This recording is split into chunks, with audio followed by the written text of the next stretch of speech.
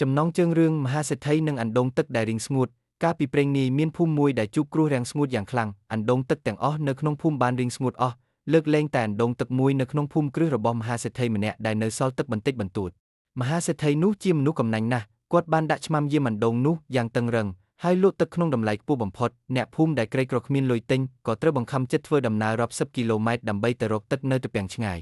ថ្ងៃមួយមានយុវជនម្នាក់ឈ្មោះសុភ័ក្របានមកជួបមហាសេដ្ឋីគាត់មិនបានមកសុំទឹកដោយទទេឬមកទិញទឹកឡើយប៉ុន្តែគាត់បានសួរថាលោកម្ចាស់តើលោកម្ចាស់ចង់ឲ្យអណ្ដូងនេះមានទឹកពេញឡើងវិញជារៀងរហូតដែរឬទេមហាសេដ្ឋីសើចចំអកឯងចង់លេងសើចមែនទេ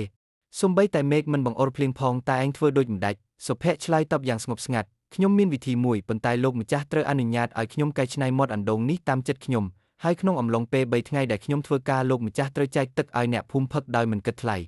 ដោយសារចង់បានទឹកពេញអណ្ដូងវិញមហាសេដ្ឋីក៏យល់ព្រមសុភ័ក្រមិនបានសូត្រមន្តអាគមអ្វីឡើយគាត់បានហៅអ្នកភូមិមកជួយគ្នាជីកប្រឡាយតូចពីលើភ្នំដែលនៅក្បែរនោះតម្រង់មកអណ្ដូងនិងដាំដើមឈើជុំវិញមាត់អណ្ដូងឲ្យបានច្រើននៅពេលយប់ភ្លៀងស្រាប់តែធ្លាក់ចុះមកទឹកភ្លៀងដែលធ្លាប់តែហូរចោលនិងនាំដីល្បាប់ទៅបាត់ក៏ត្រូវបានប្រឡាយរបស់សុភ័ក្រនាំចូលមកក្នុងអណ្ដូងហើយដើមឈើដែលគាត់ដាំក៏ជួយរក្សាសំណើមដីមិនឲ្យទឹកហួតបាត់លឿនត្រឹមតែមួយយប់អណ្ដូងទឹកនោះក៏ពេញហូរហៀរ